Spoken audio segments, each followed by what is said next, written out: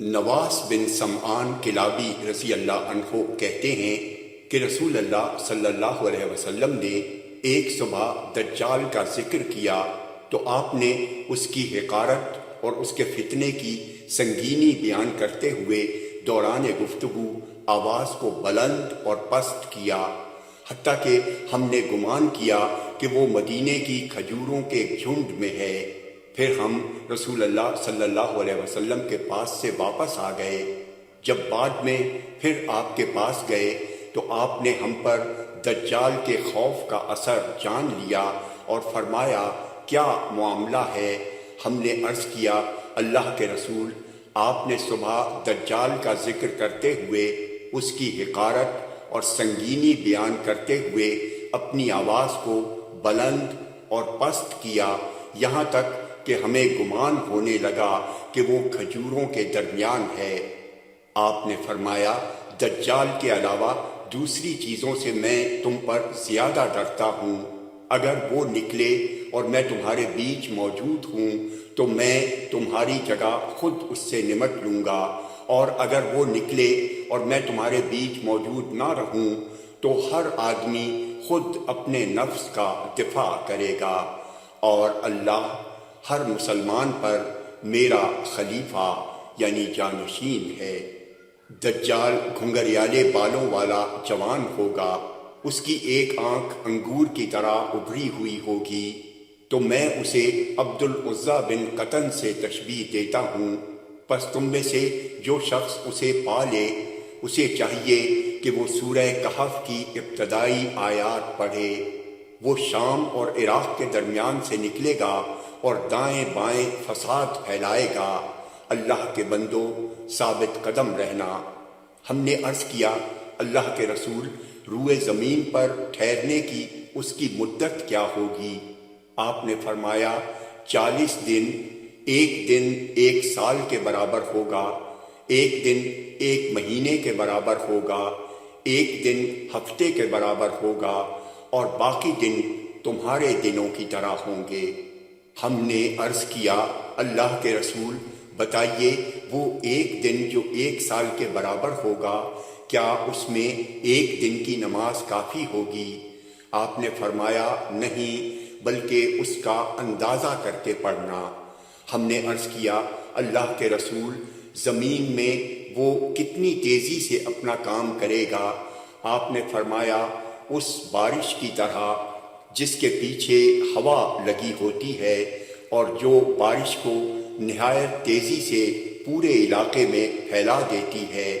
وہ کچھ لوگوں کے پاس آئے گا، انہیں دعوت دے گا تو وہ اس کو جھٹلائیں گے اور اس کی بات رد کر دیں گے، لہٰذا وہ ان کے پاس سے چلا جائے گا، مگر اس کے پیچھے پیچھے ان انکار کرنے والوں کے مال بھی چلے جائیں گے۔ ان کا حال یہ ہوگا کہ ان کے پاس کچھ بھی نہیں رہے گا۔ پھر وہ کچھ دوسرے لوگوں کے پاس جائے گا، انہیں دعوت دے گا، وہ اس کی دعوت قبول کریں گے اور اس کی تصدیق کریں گے۔ تب وہ آسمان کو بارش برسانے کا حکم دے گا، آسمان بارش برسائے گا۔ وہ زمین کو غلہ اگانے کا حکم دے گا، زمین غلہ اگائے گی۔ ان کے چرنے والے جانور شام کو جب چراگاہ سے واپس آئیں گے تو ان کے کوہان پہلے سے کہیں زیادہ لمبے ہوں گے، ان کی کوکھیں زیادہ کشادہ ہوں گی، ان کے تھن کامل طور پر دودھ سے بھرے ہوں گے۔ پھر وہ کسی ویران جگہ میں آئے گا اور اس سے کہے گا، اپنا خزانہ نکال۔ پھر وہاں سے واپس ہوگا تو اس زمین کے خزانے شہد کی مکھیوں کے سرداروں کی طرح اس کے پیچھے لگ جائیں گے۔ پھر وہ ایک بھرپور اور مکمل جوان کو بلائے گا اور تلوار سے مار کر اس کے 2 ٹکڑے کر دے گا۔ پھر اسے بلائے گا اور وہ روشن چہرے کے ساتھ ہنستا ہوا آ جائے گا۔ پس دجال اسی حالت میں ہوگا کہ اسی دوران عیسیٰ بن مریم علیہ السلام دمشق کی مشرقی جانب سفید مینار پر زرد کپڑوں میں ملبوس 2 فرشتوں کے بازو پر ہاتھ رکھے ہوئے اتریں گے۔ جب وہ اپنا سر جھکائیں گے تو پانی ٹپکے گا، اور جب اٹھائیں گے تو اس سے موتی کی طرح چاندی کی بوندیں گریں گی۔ ان کے سانس کی بھاپ جس کافر کو بھی پہنچے گی وہ مر جائے گا، اور ان کے سانس کی بھاپ ان کی حد نگاہ تک محسوس کی جائے گی۔ وہ دجال کو ڈھونڈیں گے یہاں تک کہ اسے باب لد کے پاس پا لیں گے اور اسے قتل کر دیں گے۔ اسی حالت میں اللہ تعالیٰ جتنا چاہے گا عیسیٰ علیہ السلام ٹھہریں گے۔ پھر اللہ تعالیٰ ان کے پاس وحی بھیجے گا کہ میرے بندوں کو طور کی طرف لے جاؤ، اس لیے کہ میں نے کچھ ایسے بندے اتارے ہیں جن سے لڑنے کی کسی میں تاب نہیں ہے۔ اللہ تعالیٰ یاجوج ماجوج کو بھیجے گا، اور وہ ویسے ہی ہوں گے جیسا اللہ تعالیٰ نے کہا ہے، ہر بلندی سے پھیل پڑیں گے۔ ان کا پہلا گروہ شام کی بحیرہ تبریہ نامی جھیل سے گزرے گا اور اس کا تمام پانی پی جائے گا۔ پھر اس سے ان کا دوسرا گروہ گزرے گا تو کہے گا اس میں کبھی پانی تھا ہی نہیں۔ پھر وہ لوگ چلتے رہیں گے یہاں تک کہ جبل بیت المقدس تک پہنچیں گے تو کہیں گے ہم نے زمین والوں کو قتل کر دیا، اب آؤ آسمان والوں کو قتل کریں۔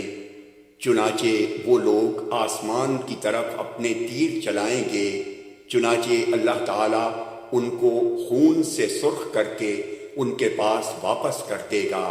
اس عرصے میں عیسیٰ بن مریم علیہ السلام اور ان کے ساتھی گھرے رہیں گے، یہاں تک کہ شدید قحط سالی کی وجہ سے اس وقت بیل کی ایک سری ان کے لیے تمہارے 100 دینار سے بہتر معلوم ہوگی۔ چیزیں اس قدر مہنگی ہوں گی۔ پھر عیسیٰ بن مریم اور ان کے ساتھی اللہ کی طرف متوجہ ہوں گے تو اللہ تعالیٰ یاجوج و ماجوج کی گردنوں میں ایک کیڑا پیدا کر دے گا جس سے وہ سب دفعتاً ایک جان کی طرح مر جائیں گے۔ عیسیٰ اور ان کے ساتھی پہاڑ سے اتریں گے تو ایک بالشت بھی ایسی جگہ نہ ہوگی جو ان کی لاشوں کی گندگی، سخت بدبو اور خون سے بھری ہوئی نہ ہو۔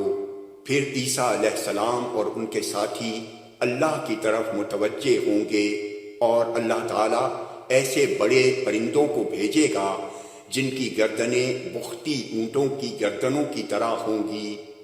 وہ لاشوں کو اٹھا کر گڑھوں میں پھینک دیں گے۔ مسلمان ان کے کمان، تیر اور ترکش سے 7 سال تک ایندھن جلائیں گے۔ پھر اللہ تعالیٰ ان پر ایسی بارش برسائے گا جسے کوئی کچا اور پکا گھر نہیں روک پائے گا۔ یہ بارش زمین کو دھو دے گی اور اسے آئینے کی طرح صاف شفاف کر دے گی۔ پھر زمین سے کہا جائے گا اپنا پھل نکال اور اپنی برکت واپس لا، چنانچہ اس وقت ایک انار ایک جماعت کے لیے کافی ہوگا۔ اس کے چھلکے سے یہ جماعت سایہ حاصل کرے گی، اور دودھ میں ایسی برکت ہوگی کہ لوگوں کی ایک بڑی جماعت کے لیے ایک دودھ دینے والی اونٹنی کافی ہوگی، اور دودھ دینے والی ایک گائے لوگوں کے ایک قبیلے کو کافی ہوگی، اور دودھ دینے والی ایک بکری لوگوں میں سے ایک گھرانے کو کافی ہوگی۔ لوگ اسی حال میں کئی سال تک رہیں گے کہ اللہ تعالیٰ ایک ہوا بھیجے گا جو سارے مومنوں کی روح قبض کر لے گی، اور باقی لوگ گدھوں کی طرح کھلے عام زنا کریں گے۔ پھر انہی لوگوں پر قیامت ہوگی۔ جامع ترمذی حدیث نمبر 2240۔ یہ حدیث صحیح ہے۔